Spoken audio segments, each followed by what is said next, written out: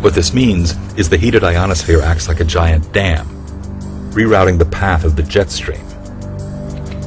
The jet stream flows between 6 and 9 miles above the Earth's surface and reaches speeds up to 300 miles per hour. The jet stream is a focused, high-velocity rope of air that moves billions of gallons of water around our world, like a giant river at 50, 60,000 feet up. It moves all the water around our world for rain, for storms. This is the lifeblood of planet Earth. Could Tesla's theories help create a new generation of covert weather weapons? It was the Russians that were creating this signal. Perhaps it's already here. Has the United States already been attacked by a weather weapon? July 1976. Strange, unexplained blackouts in worldwide communications plagued the globe. Ham radio operators all over the U.S. are picking up seemingly random, unknown radio signals. It's causing static interference with radio, television, and even telephone transmissions all across North America. This signal was a tapping that would go for like 10 beats and then stop for a bit, and 10 beats and stop for a bit.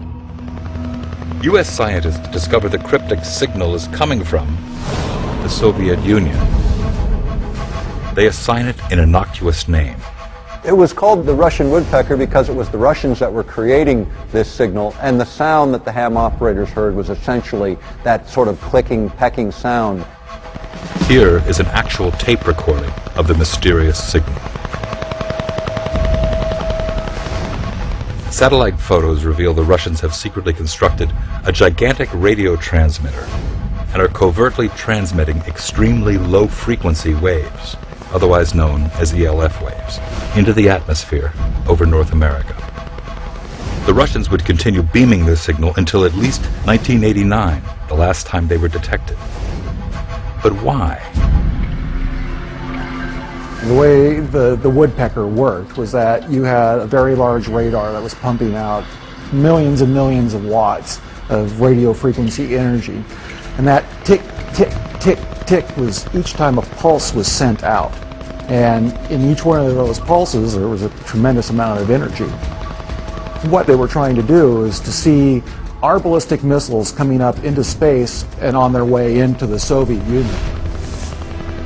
An over-the-horizon radar system meant to provide Russia with an early warning of U.S. missile launches is one possible explanation. But other researchers around the world now suspect something more sinister was at play.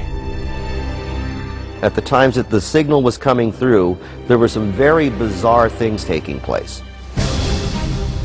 In 1982, a report by Pentagon researcher L. Ponte alleges the Russian woodpecker's signal is actually creating layers of artificial ionization in the upper atmosphere, which means it could have been bending the jet stream and altering global wind patterns, just as Nikola Tesla had theorized nearly 100 years earlier. There's been a lot of research in military labs over what you can do with putting radio waves into the atmosphere and changing the dynamics of the atmosphere. And some of the research indicates that one can move the jet stream around and thus induce weather conditions.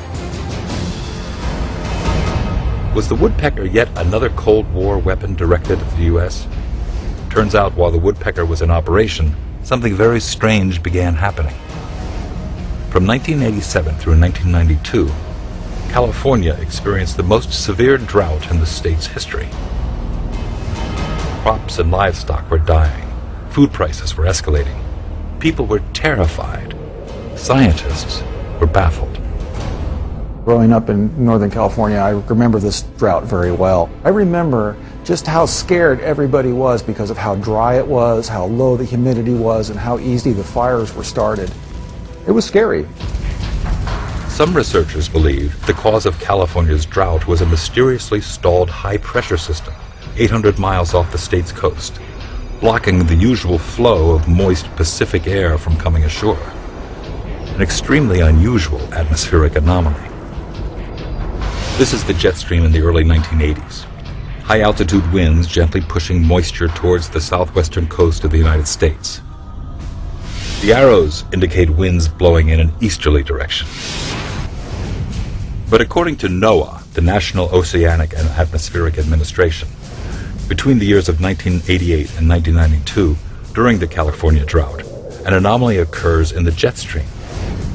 The winds appear to change direction, blowing east to west instead of west to east, indicating the jet stream coming into the west is suddenly much weaker than normal, causing a drought.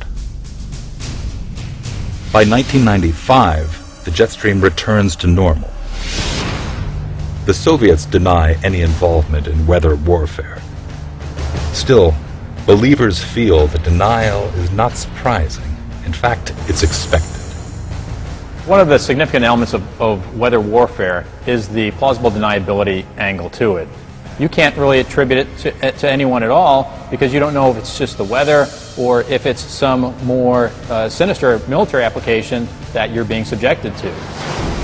If you can trigger nature to do the work for you, you can raise covert wars, which our country and many others are famous for, and yet have the deniability that goes along with it. Weather experts from NOAA and from the National Weather Service can't explain why the jet stream anomaly occurred.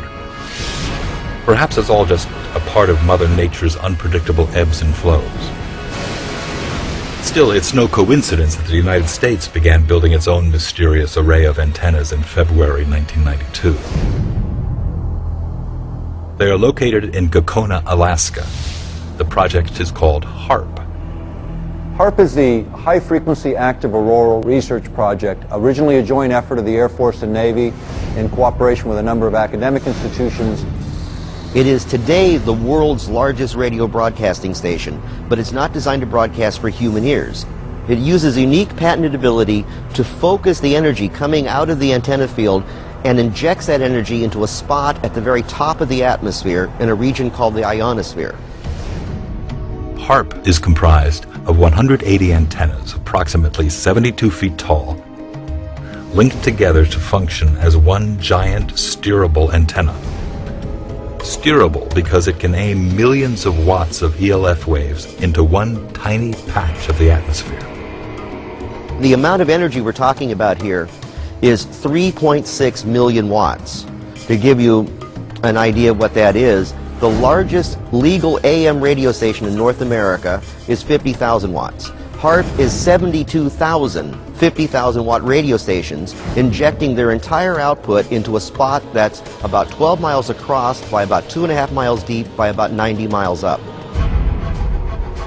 This is where HAARP is pointing.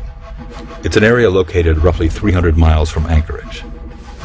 The U.S. military says HAARP is merely being used to study the physical and electrical properties and behavior of the ionosphere for both civilian and defense purposes.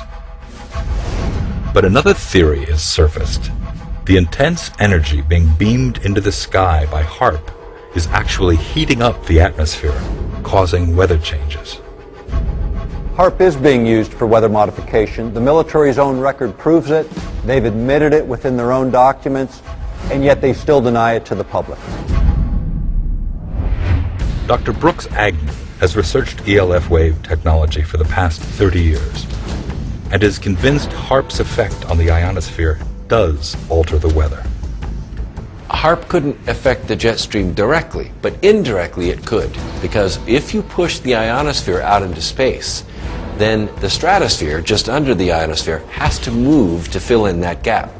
When it moves, it could pull the jet stream with it, thus rerouting it hundreds of miles, changing the way water moves through our atmosphere.